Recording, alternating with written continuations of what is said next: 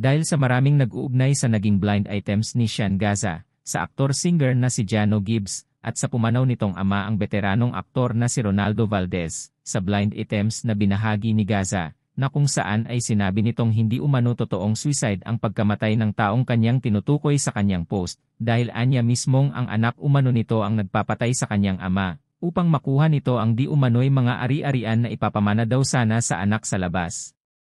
Kung pagbabasehan ang post ni Sean Gaza, ay marami naman talagang agad na makakapag-isip na wala itong ibang tinutukoy kundi si Jano Gibbs at si Ronaldo Valdez, dahil sa mga nabanggit nitong clue ay lahat tinuturo sa nangyari sa mag-amang Gibbs.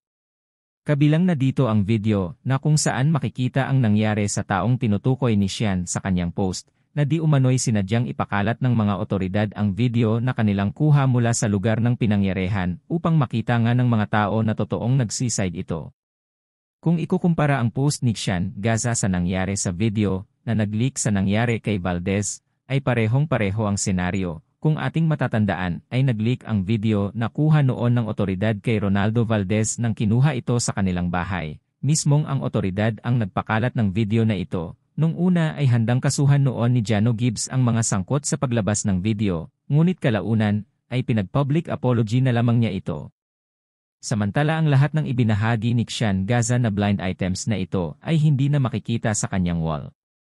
Ngunit marami nang nakapag-screenshot dito, at nakarating nga ito kay Jano Gibbs, kaya naman maraming umusisa na mga netizens. Sa comment section ni Jano ay walang pag-aatubili ang sagot nito ang ilang mga netizens na nagparating sa kanya ng mga sinasabi umano ni Gaza tungkol sa kanya.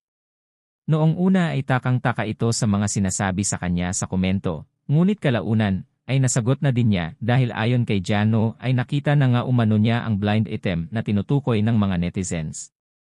Ayon kay Jano ay baka may topak lamang daw itong si Sean Gaza kaya kung ano-ano ang mga pinagsasabi sa kanyang post, sumunod naman ay tinawanan na lamang niya ang netizen na muli siyang tinanong tungkol sa post ni Gaza. Ayon pa din kay Jano ay hayaan na lang umano ng kanyang mga tagahanga ang mga pinaggagawa ni Sean.